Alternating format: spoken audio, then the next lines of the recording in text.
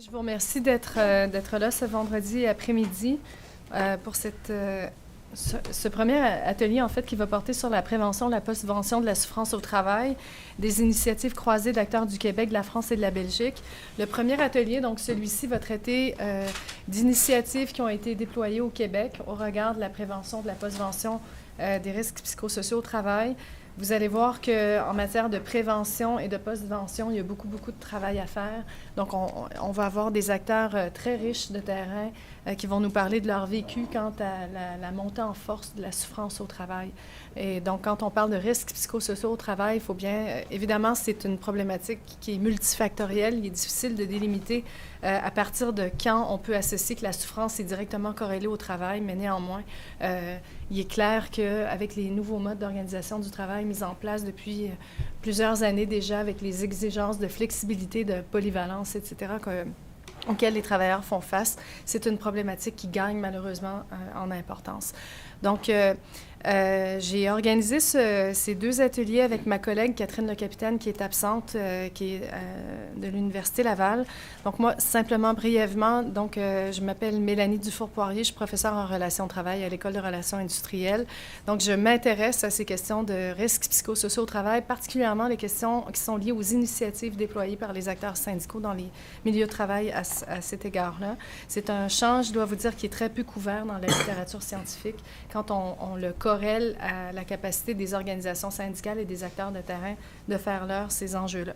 Donc, Madame Francine Dortin de l'Université du Québec en Outaouais, qui devait faire un topo sur la formation en vue de réduire les risques, un retour de 2 ateliers livrés au ODS, écoute active et gestion du stress. Malheureusement, ne sera pas avec nous. Elle ne se sentait pas bien, elle était souffrance, donc je vous prie d'excuser. Ce qui veut dire que je vais vous donner un peu plus de temps à chacun d'entre vous. Donc, on a 3 blocs de présentation, donc des blocs de 20 minutes. On va commencer, je pense, dans l'ordre qui est prévu dans le cahier, si vous permettez. Je tiens à vous remercier d'abord d'avoir pris le temps de venir discuter avec nous de ces enjeux, d'autant plus que je sais que vous êtes fort occupés, puis pour les gens qui ne seraient peut-être pas au courant, Post-Canada, vous êtes en train de vivre un conflit de travail à l'heure actuelle, donc la grève aujourd'hui a lieu à Vancouver, Mario, donc on est chanceux de les avoir avec nous. Donc, Louise, coordonnatrice du service des délégués sociaux pour le Conseil régional de la FTQ du Grand Montréal métropolitain, avec Marc, qui est aussi coordonnateur. Donc, vous allez nous faire une présentation sur les délégués sociaux, les délégués sociaux de la FTQ, un réseau d'entraide syndicale et efficace. Donc, Louise, est-ce que tu viens en avant? Donc, je vous laisse la parole. Merci beaucoup. Merci, Mélanie. Alors, bonjour tout le monde. Oui, c'est bien le mien. Alors, Marc et Thomas, coordonnateur du réseau des délégués sociaux au Conseil régional FTQ Montréal métropolitain. Ma collègue Louise Grenier, elle se sent mieux dans le haut côté. Donc, c'est pour ça qu'elle s'est assise ici. Donc, mais je garde son nom chèrement ici. Donc, on a la chance, à titre de coordonnateur, d'être à la tête d'un réseau absolument extraordinaire. Un réseau d'aidants naturels, en fait, en milieu de travail, si on veut donner une définition simple du délégué social. La FTQ, lorsqu'ils ont créé le réseau des délégués sociaux, on doit se reporter il y a 35 ans. Vous savez, souvent, les acteurs syndicaux, on les associe aux conventions collectives, on les associe aux ententes particulières, on les associe aux griefs, on les associe aux grèves, on les associe aux lock-out. On les associe à beaucoup de concepts qui sont prévus dans le Code du travail, dans les lois du travail, mais moins sur l'aspect social. Et la FTQ a été vraiment précurseur en 1983 de créer ce réseau-là, qui existe donc depuis au-delà de 35 ans. Pourquoi la FTQ a créé ce réseau-là? Je pense que c'est bon de voir les racines de ça. C'est que on se disait, bon, on fait bien les choses au niveau de la défense des droits des travailleurs et des travailleuses, mais comment on peut les aider personnellement? On sait que début des années 80, bon, pour les plus jeunes, peut-être que vous avez lu ça dans les livres, mais récession importante au Québec, une première probablement d'après-guerre. Donc, récession importante, on commence à avoir des problèmes au niveau de la foresterie, au niveau du vêtement, on commence à avoir des problèmes au niveau manufacturier, des pertes d'emplois, et les travailleurs et travailleuses vivent une très grande souffrance. Donc, à ce moment-là, la FTQ dit on doit faire plus que qu'est-ce que les lois du travail nous obligent, nous demandent de faire. Et à ce moment-là, on crée le réseau des délégués sociaux qui prend racine donc à Montréal avec l'aide de Centraide et le partenariat rapidement.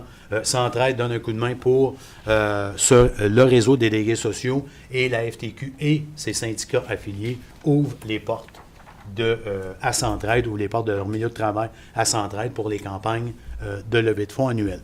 Donc, c'était qu'on appelle en chinois un win-win. Et donc, c'est pour que ça soit moins plate comme présentation. Donc, voilà. Le réseau, aujourd'hui, a donc 35 ans et plus. C'est un réseau qui compte maintenant au-dessus de 3000 délégués sociaux à travers le Québec. On parle d'environ 1900 délégués sociaux dans le Montréal métropolitain. Dans le Montréal métropolitain, 575 milieux de travail. Donc, c'est un réseau qui est énorme. C'est un réseau qui fonctionne très bien. Et vous allez voir que les gens sont quand même bien suivis, bien soutenus. Et mes collègues ici à ma droite du syndicat des postes, eux, vont aller plus vers le terrain. C'est des gens de terrain, puis c'est des gens qui sont capables de vous amener beaucoup, beaucoup, beaucoup d'exemples. Les raisons ou enfin les cas qu'on rencontre le plus dans les milieux de travail présentement, je ne vous le cacherai pas que la santé mentale au travail prend une place énorme. On a des très, très, très, très gros problèmes et on ne fera pas le procès là, des milieux de travail et tout ça aujourd'hui. Mais effectivement, lorsqu'on passe 50% de notre temps à travailler, les conditions de travail, l'organisation de travail prend toute son importance. Et présentement, dans les milieux de travail, on a un problème avec ça qui crée beaucoup, beaucoup de problèmes de santé mentale, des traits psychologiques élevés énormes. Le stress prend tout son sens présentement. Les gens sont comme des bombes à retardement. Je ne ferai pas de jeu de mots à ce qui se passe aux États-Unis. L'épuisement professionnel, la violence. Il y a été longtemps que c'était de la violence verbale. On est rendu à de la violence physique dans les milieux de travail. Et c'est pas dans les usines. Là. On est habitué dans les usines, des fois, les gens sont un peu plus bruts là, lorsqu'ils se parlent, lorsqu'ils se côtoient. C'est dans les bureaux. C'est partout. Les gens sont vraiment, vraiment dans une tension incroyable.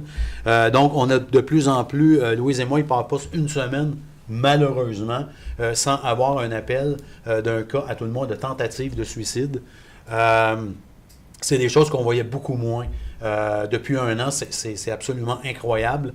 Et évidemment, les réseaux sociaux, j'y reviendrai, mais les réseaux sociaux n'aident pas à ce niveau-là. Des problèmes familiaux, évidemment, et un très gros problème. Ça, souvent, on ne pense pas à ça dans les milieux syndiqués, parce qu'on dit dans les milieux syndiqués, habituellement, c'est les gens qui ont les meilleurs salaires, les meilleures conditions, etc., etc., etc. Un taux d'endettement absolument incroyable, mais c'est une folie. Et on fait face à ça à tous les jours. Alors, c'est ce qu'on a à travailler, Louise et moi, les 1900 délégués sociaux dans le Montréal métropolitain aussi, et ça, à tous les jours. Et je dis à tous les jours, il n'y a pas de week-end. Dans la souffrance humaine, il n'y a pas de week-end. Hein. Une personne peut souffrir le mercredi. On voudrait, et les employeurs surtout voudraient que les employés, les gens souffrent seulement de 9 à 5. Mais malheureusement, ce n'est pas de 9 à 5 qu'on souffre. On souffre 24 heures sur 24 et on souffre 7 jours par semaine. C'est ça de la souffrance humaine et c'est à ça qu'on se table en fait à faire face. L'entraide, oui, on a de l'entraide interne. Vous savez, en 35 ans, nos syndicats affiliés à la FTQ ont développé des ressources incroyables à l'interne. Et ça peut être, on part de comités internes qui vont créer, par exemple, on a un excellent comité en alcoolisme, toxicomanie et autres dépendances. Alors, ce comité-là va travailler énormément pour régler des problèmes de dépendance, comme par exemple avec la légalisation du cannabis. Pour nos amis de la Belgique et de la France, vous pouvez aller visiter nos succursales. Donc, c'est ouvert maintenant. Pardon? Ah, bon. Il n'y a aucun problème. Et donc, c'est légal maintenant ici. Donc, ce comité-là a travaillé très fort pour informer, renseigner, aider les syndicats affiliés à faire face à cette légalisation-là, parce que ça va avoir des effets dans les milieux de travail, bien sûr. On voudrait avoir une tolérance zéro, mais malheureusement, avec les lois actuelles et tout ça, ça va être, présentement, ça semblerait être impossible. Donc, il va y avoir donc de l'entraide interne qui va venir des syndicats. On va développer nos propres comités. Vous savez, 35 ans, on a développé toutes sortes de choses, des bonnes choses, et on a eu à les tester souvent, et ça fonctionne. Donc, souvent, notre aide va venir de l'interne. La dernière chose qu'on veut, par exemple, c'est que nos délégués sociaux soient considérés comme des professionnels ou encore comme des spécialistes. Ils ne le sont pas. Ce sont que des aidants naturels en milieu de travail, et ils font de l'excellent référencement. De l'aide externe, bien évidemment, si on dit que nos délégués sociaux ne sont pas des experts, on doit aller chercher des experts et on va les chercher autant au niveau communautaire qu'au niveau professionnel. En 35 ans, ça aussi, on a développé un cahier des ressources qui est très efficace. Les DS, qui sont-ils? C'est des travailleurs-travailleuses choisis par les syndicats affiliés, les sections locales. Ils connaissent leur monde. C'est eux qui vont choisir leurs délégués sociaux. Je vous parlerai tantôt des formations qu'on offre aux délégués sociaux. Donc, c'est les sections locales qui vont choisir ces gens-là, ces hommes et ces femmes qui vont travailler dans les milieux de travail. C'est des gens qui, plus souvent qu'autrement, vont travailler sans nécessairement avoir l'aval de l'employeur. À l'occasion, oui. Dans certains milieux, oui. Mais plus souvent qu'autrement, non. Ils vont travailler sur le bord de la machine à café. Dans la cafétéria, ils se font accrocher et écoute, il faut que je te parle, j'ai un problème. Alors, ils n'ont pas toujours, ils sont pas toujours investis de la coopération, de la collaboration de l'employeur, de libération prévue dans la convention collective. J'y reviendrai un peu plus tard. Donc, ces gens-là sont choisis par la section locale pour... Normalement, c'est des gens de cœur, c'est des gens qui sont déjà prédisposés à faire ça. Leur rôle, ils font de l'écoute. Je ne les dis pas des professionnels, donc ils font de l'écoute. C'est des gens qui sont très bien formés en écoute active. Ils vont faire du référencement, ils vont référer les gens vers des ressources, justement, professionnelles, communautaires, ce que la personne a besoin comme aide. Ils vont faire beaucoup de prévention. Même si c'est de plus en plus difficile d'en faire, ils vont faire beaucoup de prévention par toutes sortes de moyens.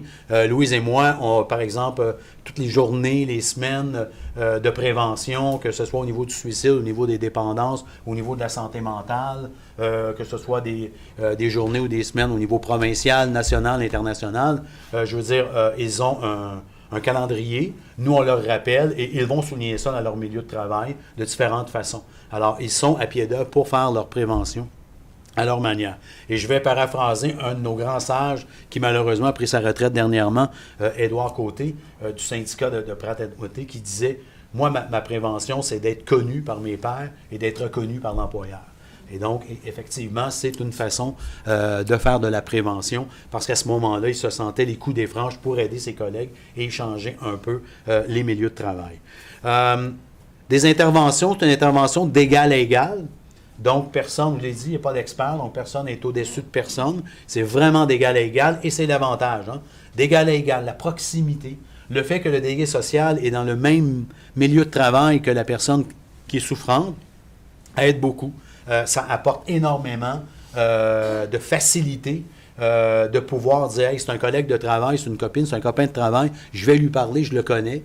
Vous savez, dans un milieu de travail, souvent, on va travailler 10, 15, 20 ans, 25 ans, 30 ans avec la même personne. On a développé un lien avec cette personne-là, un lien de confiance, et je pense que c'est ça que la personne a besoin à ce moment-là.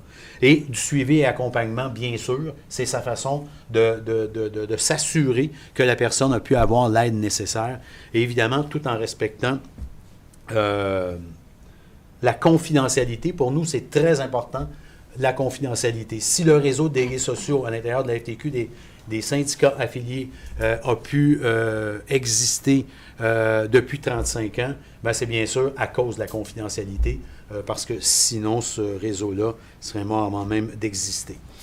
On est complémentaire aux ressources de l'employeur, on n'est pas contre l'employeur, on ne travaille pas contre. Au contraire de l'image qu'on essaie de nous donner dans les médias. On ne travaille pas contre, on travaille avec l'employeur. L'employeur a avantage à ce que les gens arrêtent de souffrir. Tout le monde a avantage, en fait, que les travailleurs arrêtent de souffrir.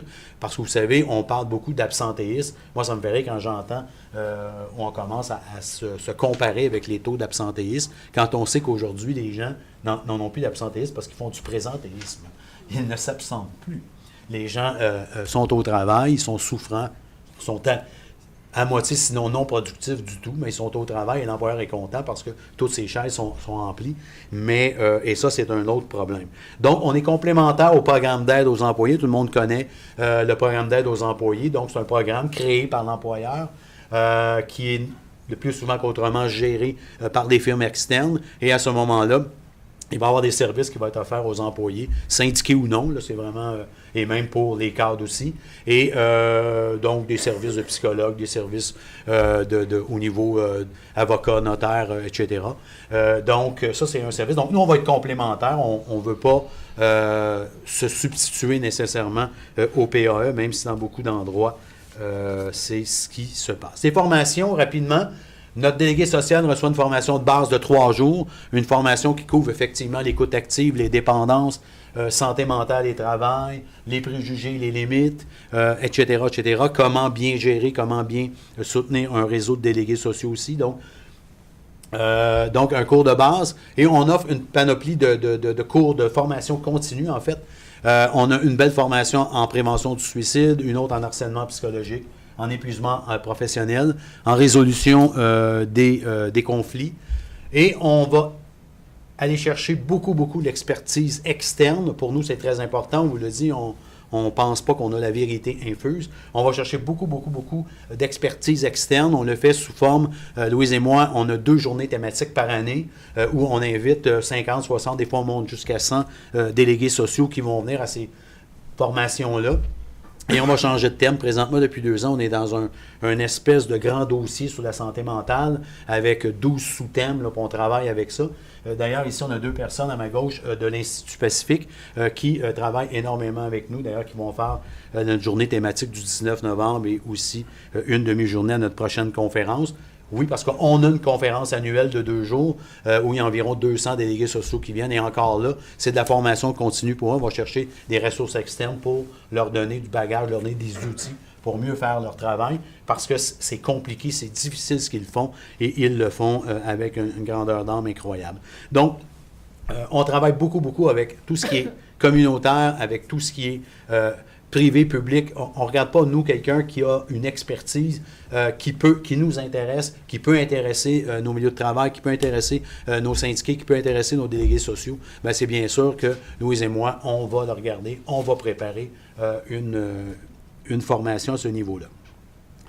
Au niveau de la coordination, un grand réseau comme ça, on voudrait rencontrer nos 1900 délégués sociaux le plus souvent possible. Évidemment, c'est tout à fait impossible de rencontrer 1900 personnes. Nous, on a créé des responsables. Alors, chaque section locale va avoir une ou un responsable de son réseau. Et nous, on parle à ces responsables-là. Ça donne environ, je dirais, 90 responsables. On les rencontre 4 fois par année. 3 fois sûr, on essaie 4 fois par année. Et à ce moment-là, c'est divisé donc en 2. Le matin, ils vont réseauter entre eux autres. On vous l'a dit, c'est un réseau. Donc, on leur permet de réseauter. Ils vont s'échanger, ils vont parler entre eux. Ils vont s'échanger des façons de faire, des façons d'approcher les gens, des façons de communiquer, des ressources, etc., etc. Ça leur appartient, ça ne nous appartient pas. Et je peux vous dire qu'une fois... dans les dernières années, on a essayé une fois de leur enlever leur avant-midi parce qu'on voulait faire quelque chose de spécial et ça a pris environ 30 minutes. Ils nous avaient complètement mis de côté et ils commençaient à réseauter entre eux. Donc, c'est très important pour eux, on leur laisse et nous, on trouve ça très bien. Louise et moi, on trouve ça très beau de les voir réseauter ensemble. Et l'après-midi, on leur donne un point d'information, c'est une ressource soit communautaire, soit professionnelle, qui va venir présenter les services et à ce moment-là, ils vont faire des contacts ensemble. Donc, ça, c'est une façon pour nous, dans notre fonctionnement, d'avoir une approche, d'avoir un contact constant avec nos délégués sociaux, parce que par l'entremise, nos responsables, c'est eux qui vont refiler l'information et le lien avec les délégués sociaux. Évidemment, on s'occupe d'encadrement, on s'occupe de formation, je vous l'ai dit, on ne chôme pas. Un gros réseau comme ça, à 2, on n'a pas le temps de chômer, mais on prend le temps, faites-vous-en pas, on prend le temps de se reposer, on prend le temps de prendre des vacances pour ne pas tomber nous aussi. Je voudrais, avant de terminer, il y a une collaboration absolument incroyable. Vous savez, nous, on était dans notre petit bonheur, et puis notre petit bonheur de 35 ans, à la FTQ et on faisait notre travail dans nos milieux de travail et tout ça. Puis à un moment donné, il y a quelqu'un, Mélanie, qui est venu nous voir en 2012. C'est le premier contact. Et puis, c'était la première fois que quelqu'un de l'externe vraiment s'intéressait à notre réseau, s'intéressait à ce qu'on faisait, nous, dans notre petite cuisine. Et elle nous a aidé à sortir le réseau de notre cuisine, justement, à se faire connaître à l'externe. Et c'est vraiment extraordinaire pour nous. Et on a eu donc des demandes de d'autres syndicats au niveau international pour venir copier notre réseau, qu'on leur donne ce qu'on savait comme connaissance pour installer des réseaux dans les milieux de travail au niveau international. On le fait en France depuis 2015, à raison de 3 fois par année, où on a été former des gens là-bas pour installer des réseaux de délégués sociaux dans les milieux de travail, dans différents milieux de travail là-bas. Et ça a été très enrichissant. Merci, Mélanie, de nous avoir donné cette occasion-là. On a rencontré des gens extraordinaires, des gens qui sont à ma gauche. André, Farida, c'est des gens qui viennent de la Belgique, c'est des gens extraordinaires. Il y a Nicolas là-bas qui vient de France. On ne connaissait pas ça avant 2012. On connaissait notre petit monde. On ne serait peut-être même pas ici à vous parler. Alors, pour nous, c'est très, très important pour Louise et moi, et je m'en fais la porte-parole pour Louise. Pour nous, notre réseau, on veut que tout le monde le connaisse. On veut que tous les milieux de travail, petit soit-il, aient un réseau comme ça, parce que ça fonctionne. Je vous le dis, ça fonctionne très bien. Et puis, faut pas être syndiqué pour avoir un réseau comme ça, là. Il faut juste avoir le cœur sur la main, puis il faut dire tout simplement, moi, je veux aider mon collègue de travail. Et puis, s'il y a des employeurs dans la salle ou si vous êtes connecté avec des employeurs, dites-leur que c'est payant. Au bout de la ligne, ils vont trouver que c'est payant, puis ils vont voir qu'un être humain qui est en santé, un être humain qui est en forme, c'est un être humain qui est heureux, puis un être humain qui est heureux. Parce que vous savez, à chaque fois qu'on fait des sondages, ou peu importe comment on appelle ça, la question où on a le plus de réponses, en fait, le pourcentage est plus haut, c'est rarement en bas de 85 %. C'est lorsqu'on demande est-ce que vous aimez votre travail. Et malgré toute la souffrance que les gens ont, ils nous disent quand même oui. Alors, donnons-leur cette occasion-là de continuer à faire ce qu'ils aiment. Merci. Merci beaucoup.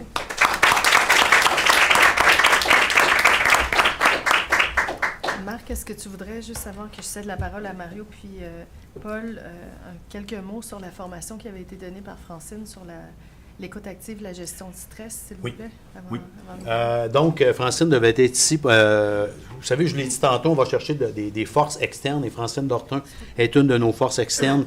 Lorsqu'on a demandé de préparer des ateliers à Francine par sa très grande expertise, ça a très, très, très bien fonctionné. Alors, elle devait parler de ça. Je ne pourrais pas en parler avec autant d'élégance et d'éloquence que Francine, mais elle a fait un atelier sur l'écoute active.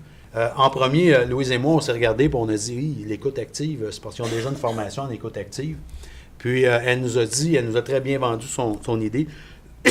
Elle a dit, c'est une occasion d'aller voir où ils s'en sont rendus dans leur écoute active et on va aller un peu plus loin. Et cet atelier-là a été très bien prisé par nos gens. Et les gens d'abord, ça a été comme une espèce de refresh, là, je cherche le terme francophone. Oui, un retour aux sources, effectivement, Louise, merci. Un retour aux sources, de voir, OK, il y a peut-être des choses qu'on a oubliées en cours de route, puis qu'on fait moins bien, ou qu'on fait trop vite, parce que quand on prend de l'expérience, le désavantage, c'est qu'on pense qu'on sait tout, donc on tourne les coins ronds. Et donc, ça a été très bien à ce niveau-là. Et aussi, elle leur a donné beaucoup, beaucoup d'autres, des outils qu'on ne voit pas nécessairement dans la formation. Et les gens ont apprécié, ont échangé. Et ils nous ont dit que ça les avait aidés beaucoup, mais même ça les avait grandis par rapport à l'écoute. Il y avait une autre forme d'écoute et qui était beaucoup plus adéquate. Surtout qu'il y a des problèmes, je l'ai dit, des problèmes de santé mentale, c'est jamais drôle. Et c'est jamais drôle aussi à écouter. Et ça les a aidés beaucoup à avoir un certain professionnalisme à ce niveau-là. Je ne sais pas si tu veux ajouter. Donc au niveau de l'écoute, ça a été très, très, très salutaire, cet atelier-là. Et même, ils nous demandent, est-ce qu'on va pouvoir avoir d'autres ateliers? Alors moi, je pense qu'il faut s'asseoir avec Francine pour voir comment on pourrait peut-être, je ne sais pas, faire différents petits ateliers où les gens vont venir se ressourcer. Je pense que ce qu'ils demandent, c'est « Hey, fais quelque chose que je vienne me ressourcer, que je juste voir si je suis d'équerre, si ça va bien, etc., etc. Merci beaucoup. Merci. Sur le stress, Oui. rapidement, Oui. je me regarde avec des gros... Tu vas faire mon Non, 20 non, minutes. pas du tout. Non, sur le stress... J'ai Mario derrière moi. les Rapidement, deux gestion de stress, on était un peu précurseurs, parce que lorsqu'on a demandé ça à Francine, on n'avait pas les constats de niveau de stress comme on a présentement, mais ça a été salutaire. Je pense qu'on a eu un bon pif, comme on dit, et les gens ont aussi beaucoup apprécié d'aller chercher des outils par rapport au stress, parce que le stress, hein, c'est très... c'est abstrait. Hein? C'est quoi le stress? Parce qu'il y a du bon stress, il faut faire attention, et on en a besoin. Dans nos milieux de travail, on a besoin dans notre vie. Et donc, elle aura fait très bien la différence entre le bon et le mauvais stress. Ils ont très bien compris. Je ne dis pas qu'ils sont moins stressés, mais au moins, ils savent que des fois, c'est du bon et des fois, c'est du mauvais stress. Voilà. Merci beaucoup. Je me tais. Merci. Bon, c'est bon. Merci. Merci. Merci, Marie. Merci. On n'a plus de temps pour nous autres. Oui, vous avez du temps, il reste 1 heure. Donc, je vais inviter Mario David, qui est 3e vice-président et coordonnateur du réseau des délégués sociaux au syndicat des travailleurs des postes chez Poste Canada, et Paul Vincelette, qui est directeur du comité Santé et Sécurité au travail, GRIEF, et coordonnateur du réseau DDS, à prendre la parole. Votre présentation, c'est l'importance d'un réseau de délégués sociaux chez Poste Canada. Merci beaucoup d'être parmi nous. Bien, merci. Pour commencer, je dois remercier Mélanie surtout.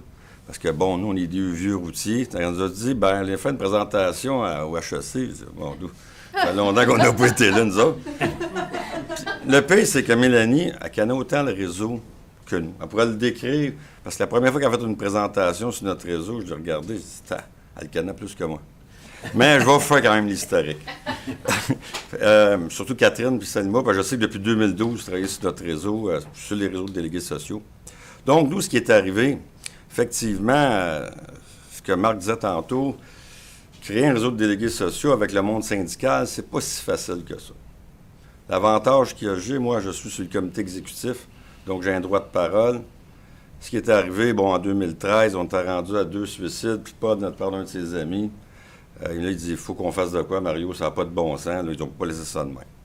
On était rendu quand même à une dizaine de suicides dans les 3 dernières années à Poste Canada. Il y a une université qui avait demandé une étude de recherche. Poste Canada a refusé de participer. Nous, on a participé, mais malheureusement, les gens n'ont pas répondu. Parce que c'était quand même loin.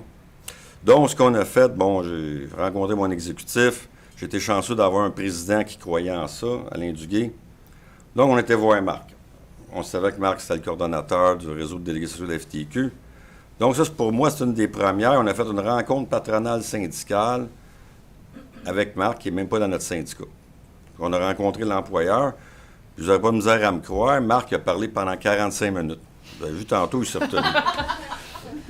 Parce que l'employeur avait un plan. Eux s'en venaient avec une firme privée, puis ils voulaient installer ça. Marc les a toutes démolies. Non, ça va vous coûter bien trop cher. Vous avez les personnes sur place. Formez votre réseau de délégués sociaux. Donc là, on a fait sortir Marc. Là. OK, Marc, merci. Là, on a quand même convaincu l'employeur. Ça leur a coûté environ 10 000 former une vingtaine de délégués sociaux, une quarantaine de délégués sociaux. On a eu le coût de délégués sociaux, plus la prévention du suicide. Puis nous, ce qu'on a dit à l'employeur, on ne peut pas vous prétendre, parce que vous faites ça, que les suicides vont arrêter. Mais on va arrêter d'être des sans-dessins, qu'on ne sait pas quoi dire quand quelqu'un meurt, qu'on rentre dans un bureau, c'est ton chum qui est parti, on ne sait pas quoi faire. Donc, ça a été le début. Tranquillement, on a monté. Je veux dire, par la suite, avec Mélanie, elle nous a emmenés au forum. Une autre fois, tu m'as emmené à l'université une autre fois aussi. Ça fait 2 fois, hein? Ah bon, je m'en souviens. Ça a donné de l'expérience, on a monté notre réseau. Là, on a réussi à Montréal, bon, notre réseau, ce qui fait, on couvre environ 6200 membres. Il y a 35 bureaux de poste, plus le gros plan mécanisé, qui a 3 quarts de travail, qui a 3000 personnes qui travaillent là. Donc, on a environ 23 délégués sociaux qui sont sur les 3 quarts de travail. Dans les succursales, on a à peu près, on va te parler tantôt, on était une trentaine, quarantaine, parce que c'est grand, Montréal, là, quand même. On a des bureaux à Saint-Eustache, Repentigny, on a à Saint-Bruno. Ça, c'est pour Montréal. Donc ça, on a réussi à faire ça. Par la suite, bon, ben là, mon syndicat m'a demandé, il fallait que j'aille au national, parce qu'on est syndicat national, qu'on est 52 000 personnes dans notre syndicat. Là, il fallait que j'aille vendre ça, cette salade-là, des réseaux de délégués sociaux. Fait que là, ils m'ont envoyé une semaine, c'est un comité de politique. pas très intéressant, mais j'ai vendu ma salade. C'était la première priorité, les délégués sociaux en ronde de négo, en 2015. Puis ça faisait quand même 12 ans au syndicat national qui essayait de passer le réseau, qui a réussi à être une première priorité. C'est une victoire, mais ne dérivez-vous pas, c'est pas encore dans la convention collective. L'employeur dit tout le temps non. Mais, quand il est dans le trouble, il m'appelle, j'ai besoin d'un délégué social. Il ne veut pas que ça soit reconnu dans la convention, mais il reconnaît quand même le bienfait du délégué social. Donc, ce qu'on a fait avec Marc encore et Louise, grâce à Louise, on a formé 20 coordonnateurs à Ottawa en 2016. Nous, nos 8 régions, ils ont tous des coordonnateurs. C'est quand même un gros travail. On leur a expliqué, c'est à petits pas qu'on marche ça, notre terme, les délégués sociaux. Vous ne pouvez pas arriver à créer un réseau de délégués sociaux, penser d'avoir 50, 60, 70 délégués sociaux. Si vous pensez ça, là, oubliez ça. Je veux dire, vous êtes mieux d'en avoir 5 bons. Puis ce qui est important, Marc disait tantôt, il faut les rencontrer, dire, bien, pas de brûler toi aussi, parce que souvent, un délégué social qui est plus capable de prendre soin de lui-même, il ne pourra pas plus prendre soin d'un autre, puis il va donner des mauvaises décisions. Fait que ça, en gros, c'est ça. Au niveau de la star, maintenant, on est rendu 250 délégués sociaux au pays qui ont réussi à former. Je vous dirais qu'à Vancouver, ils en ont formé 20, mais je pense qu'il y en a 10 qui avaient besoin de délégués sociaux. Mais c'est pas grave, ils ont eu la formation. Faut dire aussi que dans le pays, c'est plus compliqué qu'au Québec. Au Québec, on a bien plus de communautaires. Tandis que quand on arrive en Ontario, à Vancouver, tout ça, les centres communautaires, tout ça, CLSC, n'ont pas ça comme tel. Donc, c'est un petit peu plus compliqué. Ils vont par centraide. Maintenant, il y a, je pense qu'il y a une ligne. 2-1-1. Fait que ça donne quand même des ressources. Mais nos délégués sociaux ont quand même toute la même formation. Je vais laisser parler Paul, parce qu'il est plus sur le terrain, Paul. Il va vous expliquer comment on forme les délégués sociaux, quelle sorte de formation qu'on a. Je vais arrêter de faire mon marque. Pas parler trop longtemps. Bonjour tout le monde. Merci Mélanie de nous avoir invités. Je trouve ça assez spécial parce que quand on a commencé, moi et Mario, on s'est arrêté à des portes fermées. Puis on a dit, c'est pas vrai qu'ils vont nous fermer la porte au nez, c'est important de s'occuper de nos gens. Fait que je pense avec Marc, ce qu'on a présenté à l'employeur, c'était vraiment l'impact que toutes les situations qu'il y avait, que ça avait sur les travailleurs et travailleuses des postes. Puis même sur nous, parce que les premières fois qu'on a parlé de ça à notre exécutif, parce que moi aussi je suis l'exécutif, la première réponse qu'on s'est dit, ça coûte cher. Fait qu'on a dit, ben oui, on devrait approcher l'employeur, c'est beau, ça coûte cher, on pourrait diviser les coûts, c'est bon, puis c'est pour tout le monde. Puis c'est là que ça a commencé tranquillement, petit à petit. Mais quand on l'a vendu, moi, comme Mario disait, un suicide qui est arrivé qui a fait en sorte que j'ai vraiment dit qu'il faut faire quelque chose, c'est mon meilleur ami qui s'est suicidé, c'est celui qui était pour probablement prendre le poste que j'ai présentement. On a dit que ça a un impact sur nos travailleurs et travailleuses. C'est beau le programme d'aide aux employés, puis je veux pas je veux pas dénigrer les gens et les professionnels. Ces gens-là sont professionnels, sont là pour aider les gens. Mais c'est drôle, quand on est dans un milieu de travail, n'oubliez pas que le plus souvent qu'autrement, ces gens-là, on les voit plus souvent que nos propres familles. Fait que ça devient nos familles. Quand on est arrivé dans ce bureau-là, je peux vous dire, c'est un gros bureau qui a à peu près 250 facteurs. Puis le gars, mon chum qui s'est suicidé, il était connu par tout le monde, puis aimé par tout le monde. Fait que ça a eu un impact vraiment sur les travailleurs et travailleuses. Puis le fait qu'on est tous comme une famille, quand on y a été avec les spécialistes du programme d'aide aux employés, c'est pas à eux que les gens voulaient parler. C'est à nous que les gens voulaient parler, parce que tu es comme moi, tu parles comme moi, tu vas comprendre, tu vas être pareil comme moi. Puis c'est ça que les gens cherchent, c'est la proximité. C'est quelqu'un qui leur ressemble, c'est plus facile de parler. Je peux vous dire que cette journée-là, elle a été assez grande, parce que je me pensais dans un bureau de consultation où tout le monde était assis sur ses chaises, attendait de venir me parler à moi et un autre délégué social. Puis le psychologue qui était là, elle a eu une belle journée payée, parce que pratiquement personne n'a été la voir. Fait que les gens se sont rapprochés, puis c'est là qu'on s'est rendu compte, puis je disais à Mario, ça a un impact. Qui, quand on va dans un milieu de travail, peut dire que lui, qu'il n'a pas connu quelqu'un dans sa vie une fois, qui a passé proche du suicide ou s'est suicidé. Fait que c'est quelque chose qui touche les gens vraiment. Mais nous, on est parti avec ça, puis après ça, on s'est rendu compte qu'il y en a plein d'autres détresses dans nos journées. Je rentrais dans des bureaux, justement ce bureau-là, où il y a 250 facteurs une journée. En rentrant, je traverse le stationnement qui est immense. Puis la personne, elle sort de son auto à côté, puis je lui dis salut, ça va? Puis je commence à y parler. On se parle. Je la connaissais pas, la personne, juste de vue. Puis on est rentré dans le bureau, puis la personne, elle m'a dit hey, merci beaucoup, t'as fait ma journée. Ça a fait comme OK, mais pourquoi j'ai fait ta journée? Elle dit ben, tu sais, moi, là, je vis seul. Puis les seules personnes à qui je parle, c'est à ma plante, par mon chat. Puis j'arrive dans le bureau ici, je connais pas personne, puis j'ai pas la chance d'échanger avec personne. Fait que t'es la seule personne qui me parle depuis que je suis ici. Fait que c'est ça l'impact, c'est ça un délégué social. C'est comme ça qu'on a dit à l'employeur, c'est beau aller chercher des spécialistes, des professionnels, tout ça, mais ça n'a pas le même impact. Puis nous, on est vos travailleurs. Fait qu'on ne vous coûte pas des millions que le programme d'aide aux employés coûte. Gardez-les, ce programme-là, il est bon. Mais si vous vous rendez compte qu'avec nous, vos travailleurs, vos gens que vous payez, vos gens que vous formez, vos gens qui vous comprennent parce qu'ils vivent la même chose que tous ceux qui sont là, je pense que c'est la plus belle proximité que vous pouvez avoir avec les travailleurs. L'employeur, je peux vous dire, au début, était réticent parce qu'il pensait, parce qu'on est des dirigeants syndicaux, parce qu'on est des délégués sociaux. Eux autres, ils ont associé délégué syndical, délégué social. Il a fallu le montrer, puis répartir, puis remettre les choses en perspective, dire voici le rôle d'un délégué syndical, puis voici le rôle d'un délégué social. Puis quand l'employeur l'a compris, il s'est aperçu vraiment l'impact qu'on avait. Puis nous, la première chose, je me rappelle avec Mario, quand on a rencontré l'employeur, ce qu'on leur a dit, c'est que, vous savez, nous, on est là pour aider les gens.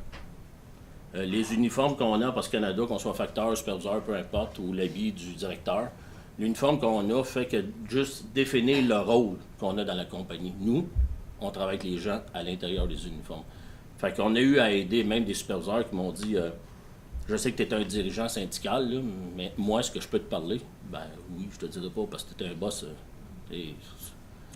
On y va pas, là. T'sais, mon ami qui a été trouvé s'est suicidé. Sa conjointe était factrice. Puis c'est elle puis son superviseur qui l'ont trouvé pendu dans son cabanon. Fait on ne peut pas dire à lui, toi, laisse faire, on s'occupe pas de toi, puis on va s'occuper juste d'elle.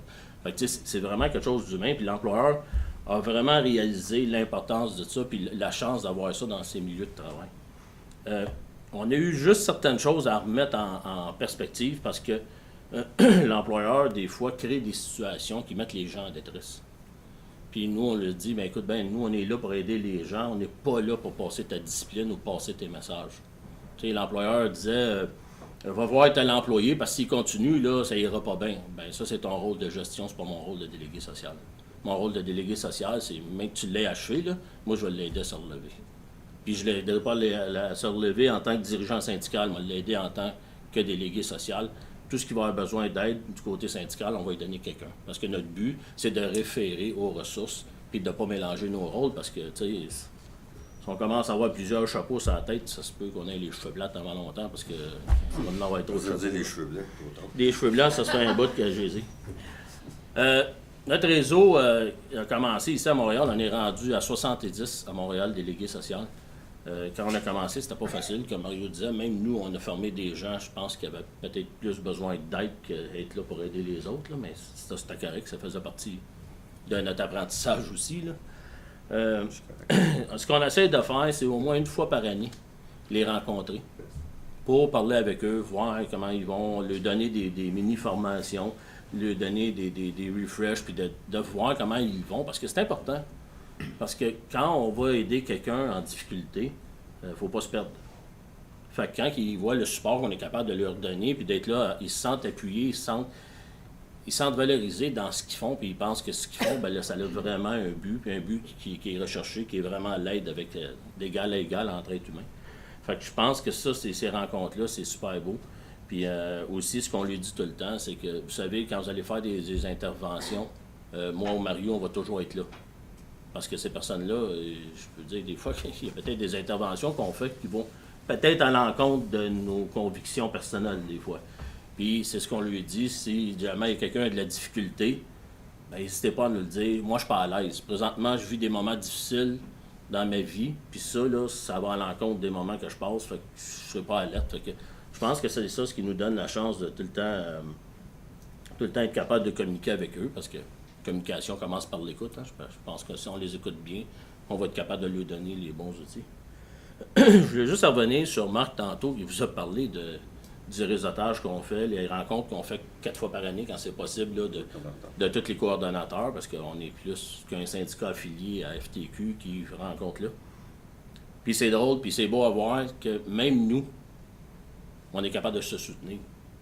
Une année, dans une des réunions, on a un des membres qui est là, un des coordonnateurs d'un autre réseau, qui passe des moments difficiles, puis qui trouve ça très dur, là, parce que lui ici, là, il est en train de passer le stade où il y a eu quelques suicides dans son milieu de travail, où ce que les gens trouvent ça difficile.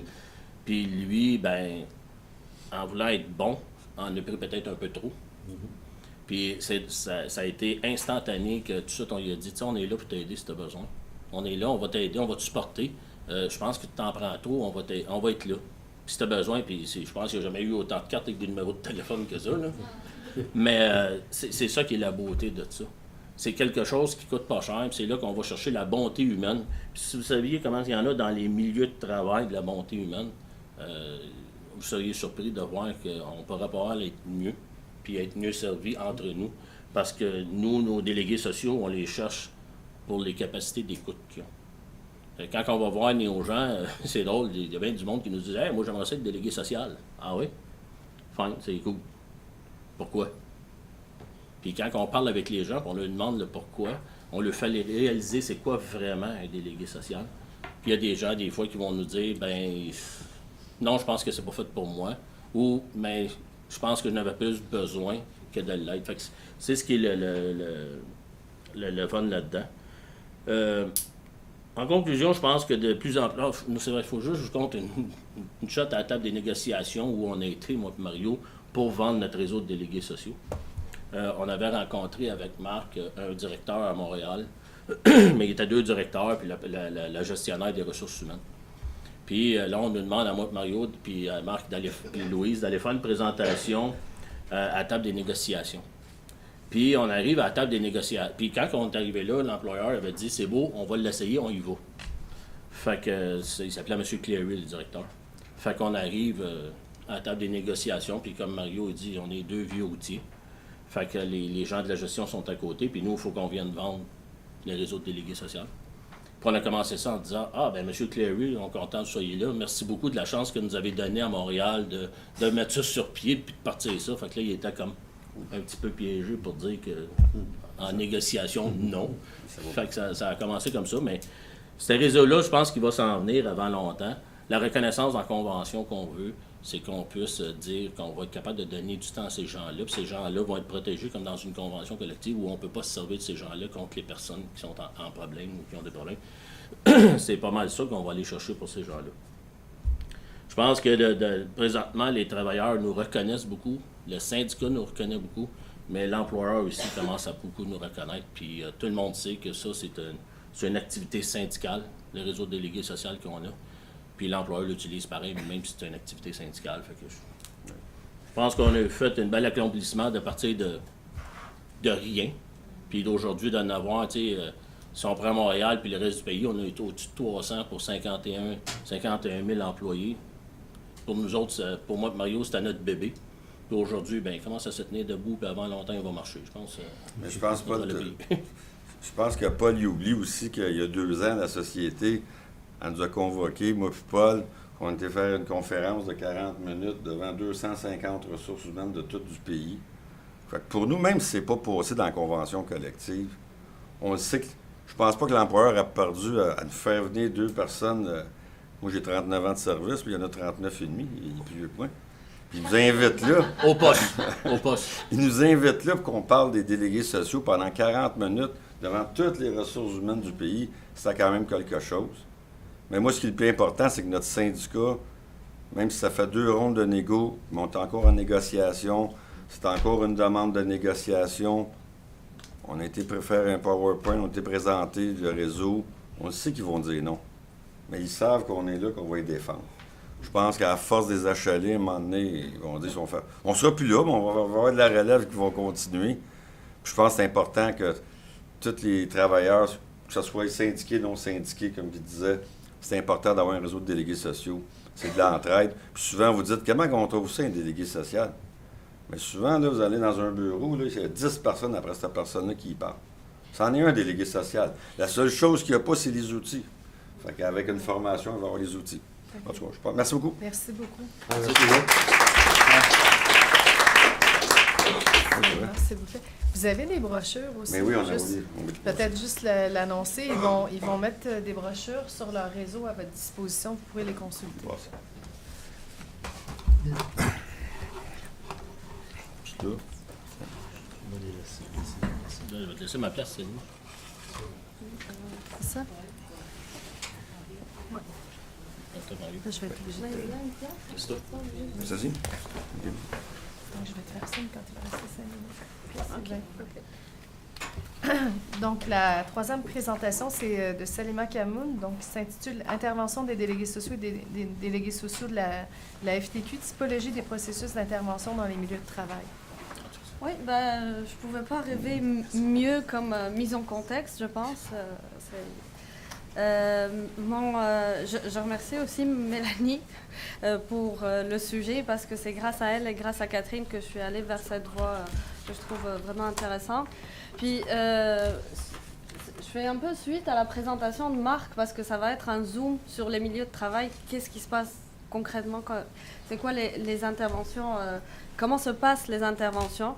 Donc, la mise en contexte pour tout ce qui est réseau de délégués sociaux et risques psychosociaux, je pense que je ne peux pas faire mieux, ni plus, ni plus par rapport à ce qui a été dit. Je vais passer sur le questionnement en lui-même, puis la réponse. C'est quoi les types d'interventions? Qu'est-ce qui se passe dans les milieux de travail? Et finir par quelques apports de l'étude.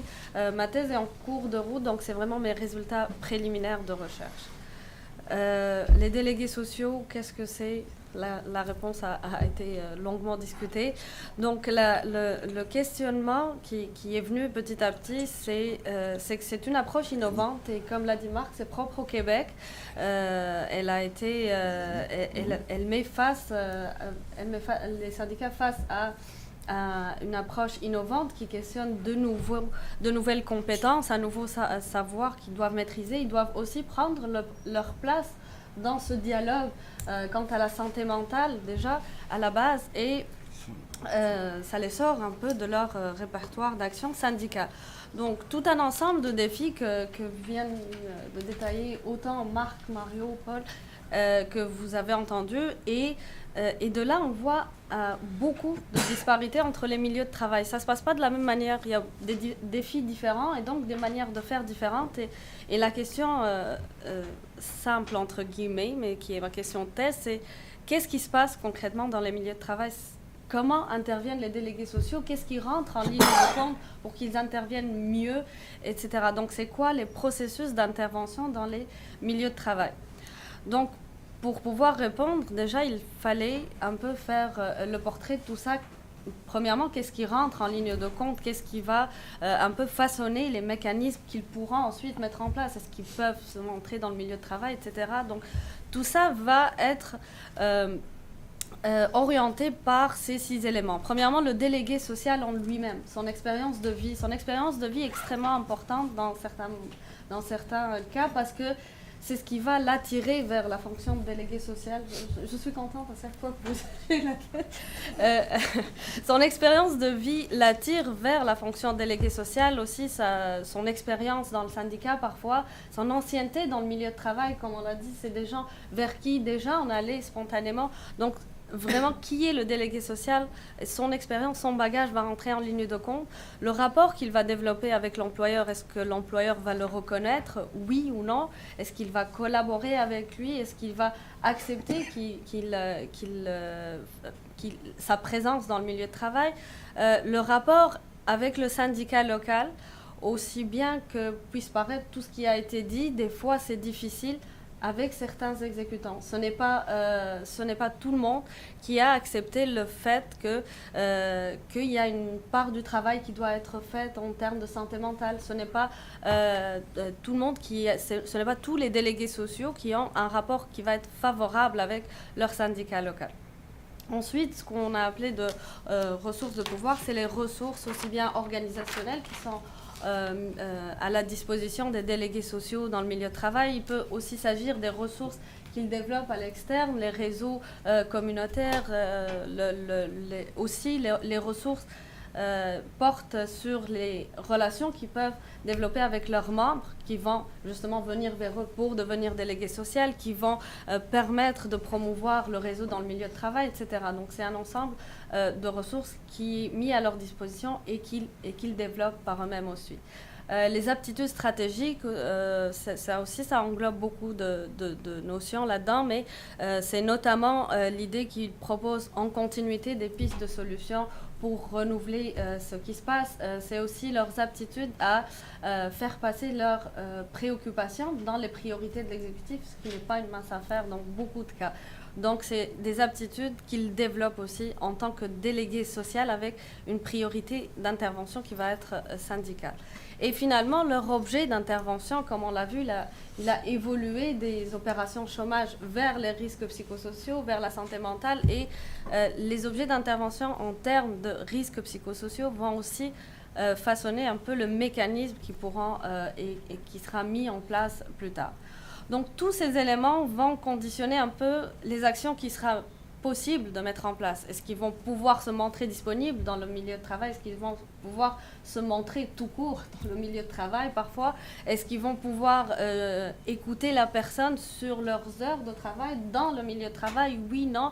Est-ce qu'ils vont pouvoir agir sur leur environnement, agir en amont des problèmes? Donc, tout ça va aussi mener finalement à des résultats qui vont être soit une prévention à un niveau, et donc éteindre les feux, une prévention tertiaire, une prévention qui sera peut-être à 2 niveaux dans les cas qui seront un peu meilleurs, puis une prévention dans les meilleurs cas qui va être à 3 niveaux. Donc, les résultats préliminaires, c'est ça, on a dégagé 3 types d'interventions. Alors, ce que j'ai qualifié d'intervention défavorable, c'est là où c'est difficile, très difficile d'agir et qu'on compte plus sur la résilience et la persévérance du délégué social pour que le réseau continue à exister dans le milieu de travail. Alors, il s'agit d'un contexte qui va être très contraignant, non pas de légitimité. J'ai peur que tu touches le 5 minutes. Non, non.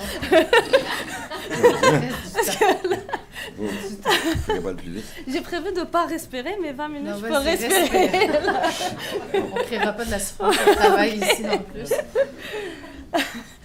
Donc, le contexte va être très contraignant. En fait, ils n'ont généralement pas de légitimité. Ce n'est pas juste qu'ils ne sont pas dans la convention collective, c'est qu'ils ne sont pas reconnus, même dans les faits, par l'employeur. Ils sont parfois pas soutenus par les exécutants locaux. Donc, les membres ne les connaissent pas. Donc, c'est un environnement où ils peuvent avoir très peu d'éléments favorables. Et en termes au fait de tout ça, ils ne vont pas vraiment pouvoir intervenir. Ils ne vont pas pouvoir intervenir pendant les heures de travail. Ils ne vont pas pouvoir intervenir dans le milieu de travail. Donc, comme on l'a dit tout à l'heure, ça ne va pas être du 9 à 5 leur intervention. Non, loin de là, c'est vraiment leur persévérance qui va faire en sorte qu'ils vont rencontrer les gens qui les connaissent ou les gens qui savent qu'ils ont besoin de leur aide en dehors du milieu de travail ou en dehors des heures de travail. Donc, très peu de comportements d'entraide pourront être déployés. Ils ne peuvent pas se montrer disponibles dans le milieu de travail. C'est sûr qu'ils ne vont pas pouvoir agir en amont des conditions de travail. Et puis, ça sera vraiment comme résultante, c'est vraiment éteindre les feux, aider les personnes dont ils ont entendu parler comme ils peuvent en dehors, comme on l'a dit, du milieu de travail. Donc ça, c'est quand même un cas qui représente... on a rencontré 35 délégués sociaux, puis il s'agit de 13 cas, 37% de cet échantillon qui a décrit une situation semblable à celle-ci. On pourrait penser que c'est vraiment les difficultés qu'on rencontre avec le lancement du réseau. Non, c'est pas forcément le lancement. Il y a des lancements plus faciles que ça. Ils peuvent, dès le départ, négocier de meilleures conditions. Ça peut être une situation de lancement du réseau de délégués sociaux, mais ça peut être aussi une mauvaise passe que certains réseaux de délégués sociaux connaissent avec un changement d'exécutif ou un changement de direction, de culture d'entreprise, etc. Donc, c'est vraiment les 3 types d'interventions ne sont pas, c'est pas une évolution linéaire, c'est vraiment des situations qui peuvent changer des fois du jour au lendemain. Ensuite, l'intervention qui est un peu plus favorable, qui concerne 49% des cas qu'on a rencontrés, c'est là où c'est un peu mitigé entre des éléments favorables et d'autres qui le sont moins. Donc là, ils vont avoir généralement une certaine légitimité d'intervention. Peut-être pas reconnue dans la convention, mais reconnue dans les faits. Ils peuvent aussi être reconnus dans la convention, mais on va les reconnaître. Ils vont avoir une légitimité d'intervention dans le milieu de travail auprès de leurs collègues du syndicat local. Ils vont avoir surtout un soutien qui va être matériel. Les ressources nécessaires pour intervenir, les ressources dont ils ont besoin dans le milieu de travail pour organiser des journées thématiques, par exemple, pour être libérés vraiment en cas de besoin. Donc, on va avoir une légitimité, une reconnaissance de leur activité. Ils vont avoir accès à certaines ressources. Donc là, on est dans l'optique où il y a plus de comportements d'entraide qui peuvent mettre en place. On sait qu'ils existent, on a des journées thématiques, on fait des journées de sensibilisation. Ils sont là pour l'écoute, pour le soutien, pour le référencement. Des fois, ils accompagnent les membres en cas de besoin dans certains cas. Et donc, on est dans une optique à 2 niveaux où les personnes savent qu'ils existent. Donc, elles ne sont pas forcément en arrêt maladie, elles peuvent les consulter dès lors qu'elles ont besoin d'aide. Alors, le dernier cas qui est optimal, vous en doutez bien que c'est juste 5 des cas qu'on a rencontrés sur 35 qui sont dans cette optique-là. Alors là, on va avoir des conditions favorables et qui vont aller au-delà du simple soutien matériel. Et là, quand on va au-delà du soutien matériel, on va rentrer dans la collaboration. La collaboration avec le syndicat local, la collaboration avec l'employeur. Et donc, on va pouvoir s'asseoir autour d'une table et chercher des solutions en amont. Si, par exemple, on a identifié une problématique récurrente de harcèlement, on va aller au-delà du cas par cas et on va collaborer pour... le harcèlement, là, on est obligé sûrement de trouver une solution, mais même auparavant, on s'asseyait autour d'une table pour trouver une solution commune et agir en amont. Un problème d'absentéisme aussi, on peut en parler, mais en tant que délégué social avec l'employeur et avec le syndicat local, en faire une priorité. Et puis, il y a eu des cas où on a parlé des heures de travail, on les a modulées et il y a eu un changement drastique dans le taux d'absentéisme.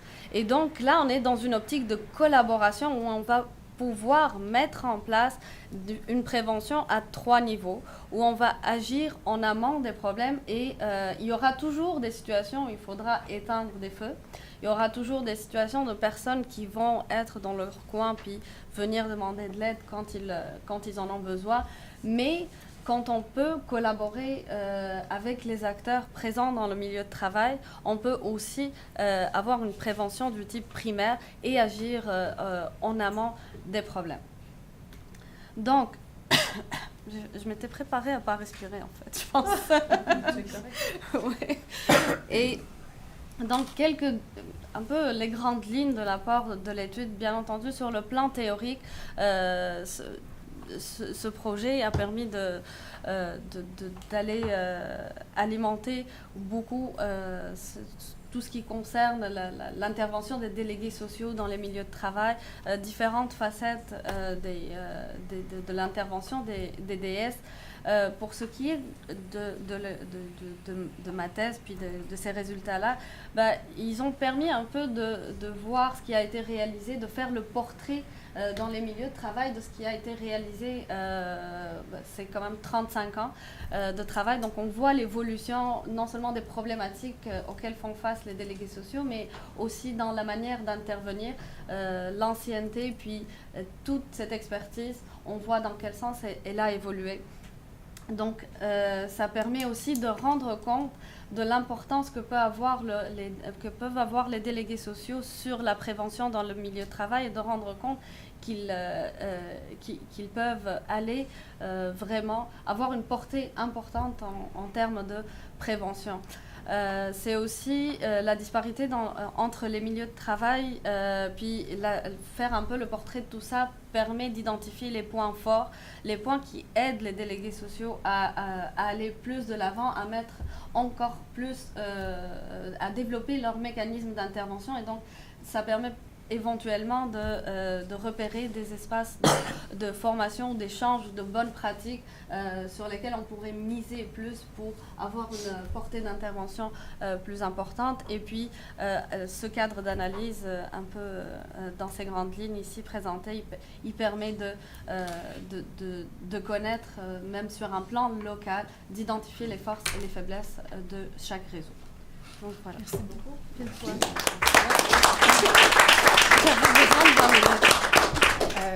Je tiens à vous dire que Salima, donc effectivement, Catherine et moi, on roule notre boss avec Marc et Louise depuis plusieurs années. Vous m'avez beaucoup remercié tous. Je vous remercie à vous parce qu'on est allé vous voir à quelques reprises depuis 2013 déjà, puis ça a donné lieu déjà à des textes, des publications, tout ça. Je vous dirais que grosso modo, ce qui nous animait, d'une part, on a fait un constat dans la littérature scientifique, on parle beaucoup de renouveau syndical. Il y avait à peu près rien qui existait sur justement le renouveau syndical par rapport à la prévention, l'intervention, en tout cas syndicalement parlant, face à la montée en force des risques psychosociaux dans les milieux de travail. Puis ça, je vous dirais, c'est un constat qui est quand même assez international. On a eu beau chercher, on n'a pas trouvé grand-chose là-dessus, d'une part. Donc, d'autre part, pratico-pratique, bien, c'est un réseau qui, effectivement, a souligné en début d'année, cette année, c'est 35 ans, son 35e anniversaire d'existence. Or, si vous posez la question à des syndiqués de la FTQ, je vous mets au défi, il y a plusieurs personnes qui ne sont même pas au courant que le réseau existe. Ce qui explique, entre autres, que un des intérêts du projet de recherche, c'est effectivement de les faire connaître et de les faire connaître en dehors du milieu syndical. Ils sont venus, Marc et Louise, à quelques reprises, autant dans des cours de bac que dans des cours des séminaires de maîtrise. Je vous dirais, de façon assez généralisée, quand vous parliez tout à l'heure de faire de l'action syndicale, des fois c'était corrélé avec du grief, des relations de travail traditionnelles, du négatif, etc. Le ressenti que j'avais des étudiants, c'était « Mon Dieu, c'est positif, pourquoi on n'en parle pas? C'est des êtres humains au service d'autres êtres humains. » Donc ça, je trouvais que c'était important de le souligner. Puis par ailleurs, à ce titre-là, est-ce que c'est vraiment une stratégie de renouveau syndical ou plutôt un retour aux sources? Parce que le mouvement ouvrier, c'est vraiment développé sur la base de l'entraide au prochain, que vous soyez syndiqué ou pas, indépendamment de votre étiquette. Donc, le travail qu'on a fait, et Salima pour vous permettre de mettre un peu en bouche l'atelier qui suit par la suite, parce qu'on va avoir perspective européenne, donc de la France et de la Belgique, on a dressé depuis 2013 un portrait de qui ils sont, comment ils interviennent, qu'est-ce qu'ils font dans les milieux de travail et les écueils auxquels ils font face. Donc, les défis, comme plusieurs d'entre vous l'avez souligné, par rapport aux membres, il n'est pas dit dans un milieu de travail, des fois, où la virilité est le maître mot, d'aller se confier à son collègue. On n'a pas nécessairement envie, dans une shop de gars, si vous me permettez l'expression, d'aller dire « Écoutez, j'ai un problème de dépendance, ça ne va pas dans mon travail » ou peu importe. Donc, des défis importants à souligner par rapport aux membres. Comment cultiver la confiance, puis Édouard Côté, à cet égard-là, être reconnu par ses pairs, être connu de ses pairs, puis être reconnu par l'employeur. Effectivement, je pense que ça fait un tour de piste intéressant. Nous, on soupçonnait au départ, on se disait, les défis les plus importants vont sûrement se rapporter aux employeurs. Il y a des programmes d'aide aux employés. Probablement que les employeurs, dans une large majorité, dans une grande proportion, vont estimer que c'est un service qui va se poser en concurrence avec ce qui existe déjà, puis qu'ils n'en auraient pas besoin. Or, les défis les plus importants qu'on a retrouvés, c'est au sein des structures syndicales, indépendamment du niveau, que ce soit local ou national. Donc, au Québec, on n'a aucune reconnaissance des risques psychosociaux comme maladies professionnelles en bonne et due forme dans l'annexe de la loi sur la santé et sécurité au travail. Ça a teinté, si vous voulez, la manière dont les organisations syndicales ont cadré leur rôle au fil des années. Donc, plusieurs de ces personnes investies de fonctions syndicales depuis plusieurs années estiment qu'ils n'ont aucune légitimité et aucun intérêt à intervenir justement au chapitre des risques psychosociaux au travail. Ils vont dire « on n'est pas des psychologues », etc., etc. Donc, ça vous met en bouche quant aux difficultés auxquelles ils font face. Ces difficultés-là se trouvent au sein des structures face aux acteurs, mais face au contexte aussi, institutionnellement parlant, qui n'est pas nécessairement, je vous dirais, favorable à cette prise en charge-là. Par ailleurs, grande distinction, je pense, à faire entre ce que vous allez entendre cet après-midi et ce qu'on a au Québec. C'est une prise en charge des risques psychosociaux qui est éminemment individuelle. On intervient quand la personne est tombée. Fais ce que tu as à faire en tant qu'employeur, on va ramasser la personne.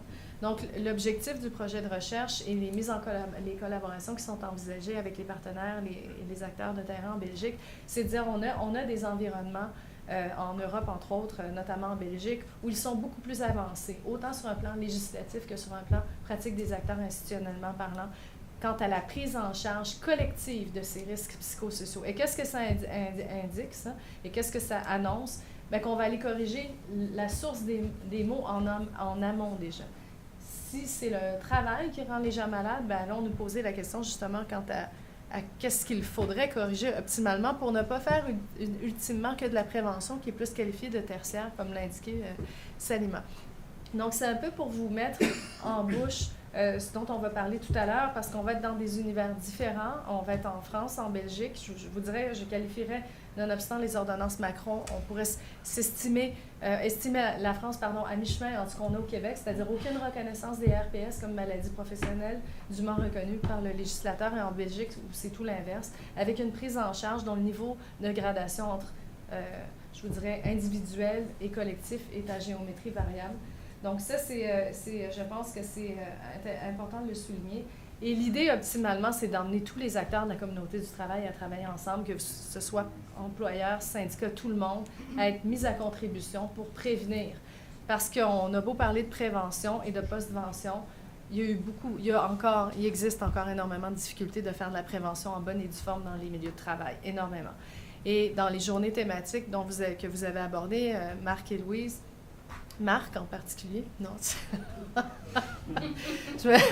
Donc, on en a organisé une en collaboration avec André Jadot, Farida Ben Slimane et Nicolas Chéniaud en début juin. Cette année, Salima aussi, évidemment, a été mise en contribution. Puis on a emmené une centaine de délégués sociaux en collaboration avec vous aussi, l'Institut Pacifique, je m'excuse, Madame Doss, c'est Duchesne, pardon. À faire réfléchir les délégués sociaux sur les difficultés, d'une part, en avant-midi auxquelles ils font face en matière de prévention et de postvention, puis par la suite, en après-midi, sur les solutions à envisager. Qu'est-ce qu'il faudrait transformer dans les milieux de travail pour en arriver à une prévention qui soit davantage de type primaire ou optimal et post-venir aussi à ce chapitre-là. Donc, j'ai beaucoup parlé, mais c'est pour mettre en bouche quand même ce qui s'en vient en après-midi. Je pense que c'est fondamental pour comprendre la suite de cet atelier. Il nous reste 15 minutes pour une période de questions. Est-ce que des gens voudraient intervenir? Je vais devoir, mademoiselle, je pense que vous m'aviez parlé du micro. Je vais vous inviter, s'il vous plaît, à prendre le micro parce que pour des fins de captation, vous devez parler dans le micro. Donc, on va prendre quelques questions, puis j'inviterai les gens par la suite à réagir. Donc, je pense que vous avez des questions par ici. Juste vous présenter d'abord, quand vous allez prendre le... Yves Dupuis, je suis secrétaire permanent au syndicat des employés techniciens et cadres affilié à la FGTB, Fédération Générale du Travail de Belgique. Vous pouviez parler, Yves, un petit peu plus fort. Un peu plus fort, oui, merci, ça va. Ma question est en corollaire de ce qui vient d'être présenté, puisque je voudrais pour bien comprendre, donc en effet, en Belgique, nous avons un système de protection de travailleurs qui est peut-être un peu plus complexe en effet. Nous avons un service interne en prévention et protection au travail et un service externe en prévention et protection au travail, donc interne et externe à l'entreprise. En dessous de 20 travailleurs, c'est l'employeur qui est ce qu'on appelait avant le chef de sécurité, qu'on appelle maintenant conseiller en prévention, et on a donné ce titre à plusieurs autres intervenants aussi, comme le médecin du travail et le psychologue pour les risques psychosociaux. Et au-dessus de 20 travailleurs, il nomme un conseiller en prévention. À partir de 50 travailleurs, il y a un comité de prévention et de protection au travail où ce conseiller en prévention est invité d'office et en est le secrétaire par ailleurs. Donc, et alors la question, la remarque que me faisait mon collègue ici a son importance aussi. Dans les maladies professionnelles, les risques psychosociaux ne sont pas encore reconnus parce que je pense qu'il faudrait avancer peut-être au-delà de la médecine traditionnelle et rentrer dans la psychiatrie, ce qui est une autre problématique, puisque à partir de 2000, on a eu chez nous une reconnaissance et c'est un ajout à ce que je viens de vous expliquer par une ministre socialiste qui a introduit le harcèlement sexuel, moral et violence au travail, et qui a institué une obligation légale dans les entreprises d'avoir une personne de confiance qui devait être un travailleur. C'est un rôle très difficile à tenir aussi. Et si c'était impossible, on sort de l'entreprise et on va au service externe en prévention et en protection. Ce sont des professionnels où il y a le conseiller en prévention médecine du travail et le conseiller en prévention risques psychosociaux qui est un psychologue. On peut, s'il y a possibilité d'avoir dans l'entreprise un psychologue, il peut se substituer à la personne de confiance puisqu'il a le titre de psychologue. Et donc ma question, elle est bête. Donc j'ai bien compris, vous n'en êtes vraiment pas à ce stade-là puisque vous dites que la Belgique a une conception peut-être un peu plus complexe. La France, on va nous l'expliquer. Et puis ici au Canada, j'ai compris ce que vous nous avez expliqué avec les délégués sociaux. J'ai bien compris? Oui. OK. C'est- mais C'était le- peut-être si bon je à peux- préciser. Si je peux me permettre, juste le harcèlement, c'est avancer tout ce qui est harcèlement psychologique et intégrant le harcèlement sexuel depuis juin 2018, mais depuis 2002 aussi ici aussi c'est reconnu, puis il faut avoir une politique de prévention et à partir du 1er janvier 2019 c'est obligatoire d'avoir une politique de prévention et une démarche claire en cas de problème donc oui, mais juste le cas Le harcèlement psychologique, la difficulté, ça avait été intégré, je pense, en 2004 dans la loi sur les normes de travail. Maintenant, c'était défini de façon tellement laxe qu'on a attendu qu'il y ait accumulation sur un plan jurisprudentiel pour vraiment disposer de données qui nous permettraient d'intervenir, je vous dirais, de manière plus précise. Maintenant, la particularité pour ce qui est des risques psychosociaux au travail, c'est qu'il y a un renversement du fardeau de la preuve qui s'applique. Donc, comme il n'y a pas de reconnaissance explicite de la part du législateur dans l'annexe à la loi sur la santé et sécurité au travail, si vous tombez au combat de par votre travail, il est à vous, en tant que travailleur, d'aller démontrer que c'est vraiment votre travail qui vous a rendu malade. Donc, oui, il y a cette reconnaissance, oui, il y a cette obligation. Si on pense, par exemple, à l'équité salariale, il y avait une obligation aussi. Ça fait depuis 1995 que la loi est promulguée. On est encore en train d'attendre que ça se mette véritablement en place. Puis on nommera pas de milieu de travail qu'on penserait a priori très progressiste, où il y a encore beaucoup d'écarts. Je vais faire sourire certains collègues, mais il y a encore beaucoup d'écarts, ne serait-ce que sur un plan pécuniaire entre les collègues. Donc, comment vous dire? Oui, il y a une volonté d'intervenir, notamment sur le plan du harcèlement avec tout ce qui s'est dénoncé, mais il reste que pour ce qui est des maladies à saveur psychologique et psychologisante, on est loin du compte. On a qualifié le Québec à peu près d'être en retard aussi, de manière aussi crue que la Chine sur ces aspects-là. Et c'est l'OMS qui le dit, hein, c'est pas moi. Donc, écoutez, oui, on a des avancées sur un plan législatif, mais maintenant, capacité d'intervenir syndicalement, je pense que c'est qui ressort de l'ensemble des présentations, l'importance du vécu de ces délégués sociaux pour intervenir dans les milieux de travail, parce que le rôle est à définir, puis je reprends ce que le rôle est à préciser à plusieurs égards. La charge psychologique, émotionnelle est souvent très lourde, mais c'est aussi en filigrane, il faut comprendre qu'ils doivent négocier leur place dans les milieux de travail. Dans certains milieux de travail, c'est conventionné, ils ont des accès à des ressources, etc. Dans d'autres milieux de travail, ça prend des stratégies déployées de façon beaucoup plus fine pour réussir à intervenir à cet égard-là. Puis c'est là tout l'apport de leur vécu. Donc oui, il y a des avancées, mais en termes de capacité d'agir, je pense que les canaux institutionnellement parlant sont de loin moins étoffés que ce que vous avez certainement. On ne peut pas dire qu'il n'y a rien, mais vous comprenez qu'on est quand même loin du compte. Juste, Mélanie, pour renchérir, nous, on s'est rendus là, dans un dossier psychologique Post-Canada, quand la personne est rendue à 3 lettres disciplinaires qui ne répond pas, là, il nous appelle, tu ferais-tu le contacter et voir s'il va bien? Avant, il le congédiait. Là, maintenant, ils sont rendus à la 3e lettre avant de le congédier. Là, il m'appelle. Là, c'est compliqué. Parce que je dis, vous avez attendu 1 mois. Mais pourquoi qu'ils font ça? Parce que je reviens en 2013, quand on a parti le réseau. Quand ils m'ont appelé, ça faisait 3 mois qu'ils n'avaient pas contacté la personne. Là, j'ai dit, envoyez la police. Puis ils l'ont trouvé, c'était tiré une balle. Puis ça faisait au moins 2 semaines qu'ils étaient dans la maison. Donc, Post Canada a changé leur politique. Là, après 3 semaines, ils m'appellent. Moi, je leur donne des bêtises. Ils attendaient bien longtemps. Vous êtes rendu à la 3e lettre, vous êtes prêts à le congédier. Puis là, vous voulez que je l'appelle.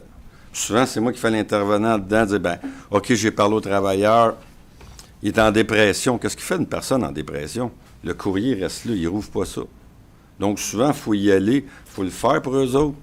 Là, ils mettent les stops, là, ils arrêtent les mesures disciplinaires, ils vont embarquer sur l'assurance, ils vont le payer. Mais il y a quand même un changement de mentalité. Ils ne le faisaient pas avant. Avant, ils congédiaient personne, puis ils nous contactaient.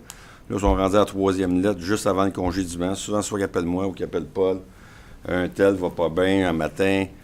Ou bien d'autres fois, ils sont trop vite sa gâchette. C'est tout de suite la police, parce qu'il n'est pas rentré. Là, ben des fois, tu sais, il peut y avoir des affaires. La personne n'est pas chez eux, mais elle peut être ailleurs, en tout cas.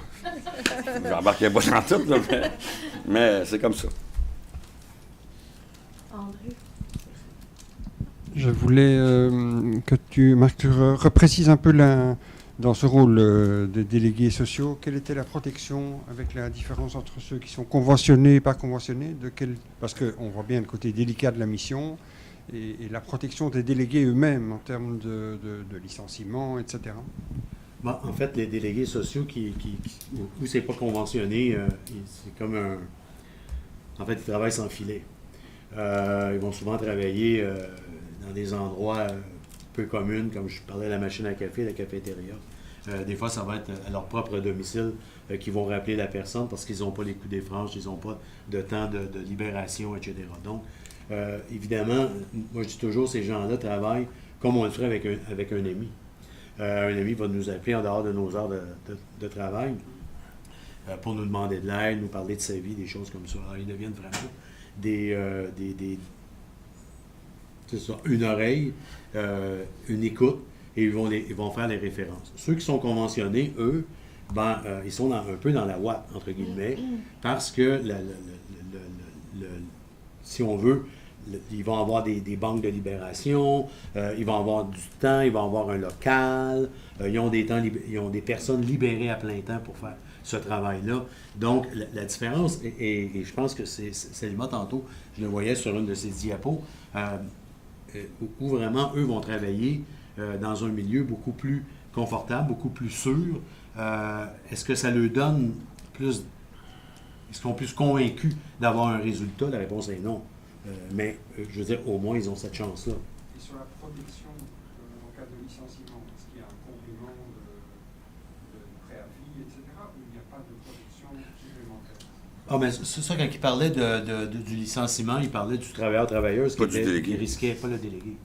Parce qu'il y a une protection dans le cas du travail. On pourrait pas... Oui, mais le cas du travail s'applique quand même. Je veux dire, ils font des activités syndicales, donc ils ne pourraient pas être... Non. Il y a des dispositions à cet égard-là. Oui, non, ça...